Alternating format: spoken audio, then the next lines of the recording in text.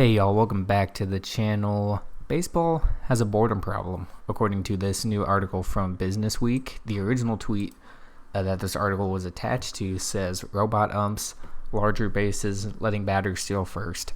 MLB is testing big rule changes to save baseball. Now, if you believe MLB is dead or not is up for different debate, but this article is specifically talking about its pace of play because it is no secret. You don't have to be a master statistician to know that games over the last 10-20 years have been getting longer each season, and it doesn't really show any signs of slowing down, or rather in this case speeding up the games themselves.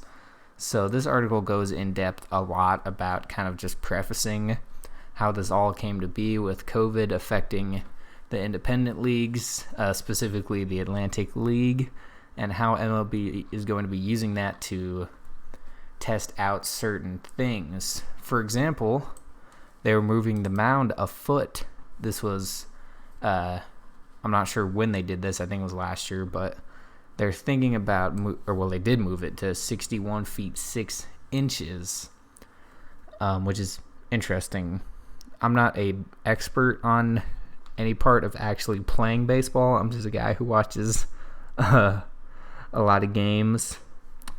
However, it hasn't changed since 1893, so I don't know how pitchers feel about that. If you're a pitcher at any level, let me know what you think in the comments.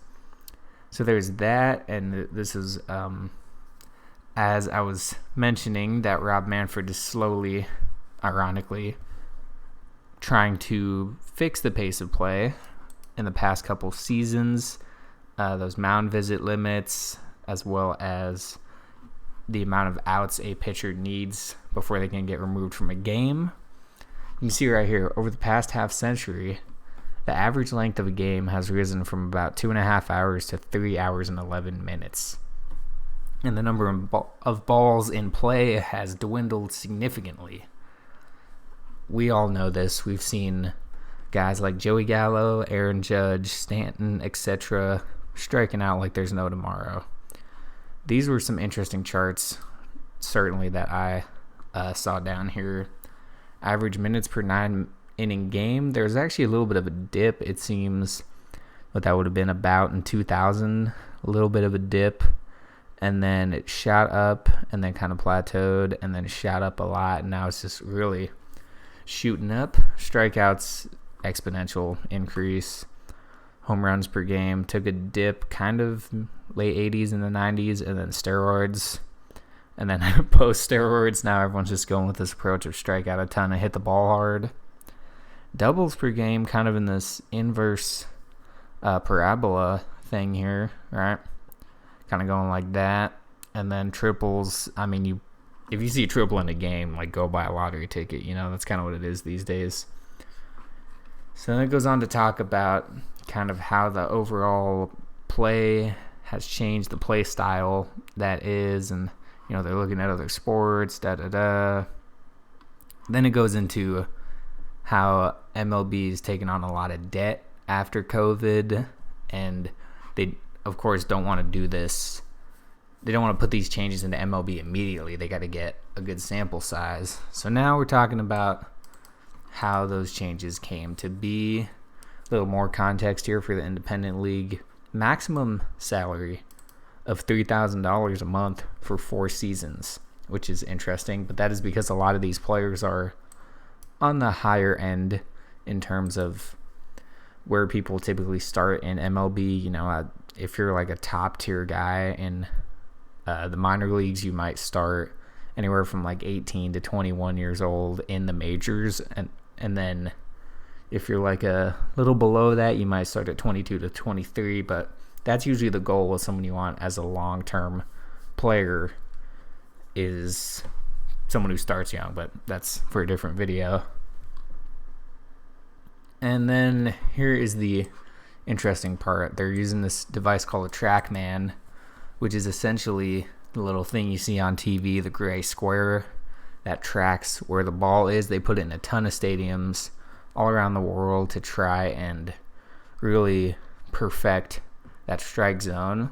As we've heard before, some independent league teams were using fully automated ones where the ump would wear like AirPods and then they would just feed them ball or strike. They wouldn't even have any human element. I'm not a fan of that. I heard one from Alec Manoa, who was on the John Boy podcast or one of his podcasts at some point, and he said that they should make a technology for the umpires where they wear kind of these goggles or glasses and it projects an augmented reality strike zone in front of them, like the one we see on TV. And then based on that, they can make their calls for those borderline judgment calls or if they think it was close enough, all that stuff. And I think that's a great idea. You know, augmented reality technology is fairly simple to do these days. And for an organization with a budget like MLB, and they got all these partnerships with top tier technology, you know, Amazon Web Service, Google Cloud, all that, they should easily be able to do this. Another change they made in the Atlantic League was a 18 by 18 inch base as opposed to the standard 15 by 15. I don't know what that is supposed to do. I don't think it described it in this article. But it goes on to talk more about the TrackMan 3D strike zone. I'm assuming, is that just the home plate? It just says base, because if it was the home plate, that might expand the strike zone, I guess. Yeah, 4 inches wider than the plate.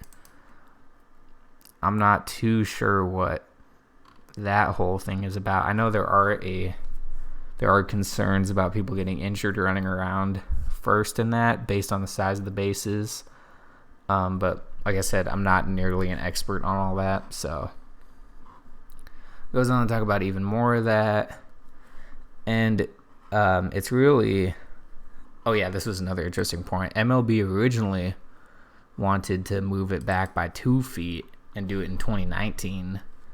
But they were like, no way, you can't just drop that on them in the middle of the season, which I agree with. You got to start a season like that, and if you're going to do an MLB, definitely have it by spring training so then players can adjust to it, because as a lot of y'all know, pitchers are very methodical, very they have their routines, so messing with that is something that won't end well. And that was the end of the article, but it just has more testimonies from players and staff and front office guys. So I just kind of wanted to briefly go through that.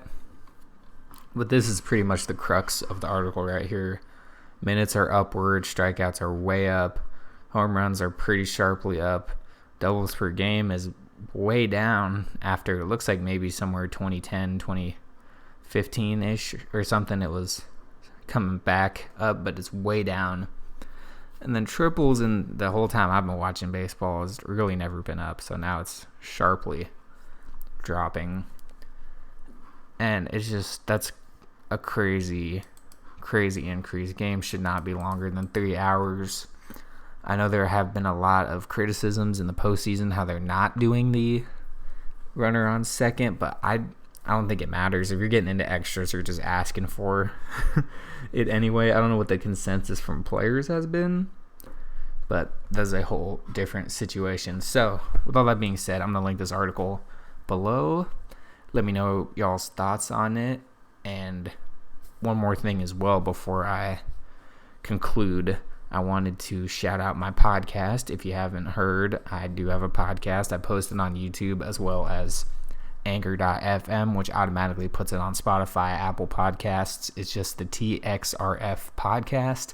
I talk baseball, pretty much only Rangers, but occasionally I'll bring up things like this. So if you want to go check that out, please do. And I have mentioned this the last few videos, but I do have a code on SeatGeek that will save you $20 on your first purchase. TX Rangers is the code. I know it's not baseball, but go see a concert, go see a game for football, basketball, football. I said football twice. Y'all get the gist. So I want to shout out those couple things. And now I will shut up. Thanks again for watching. And let me know y'all's thoughts in the comments, and I'll talk to y'all later.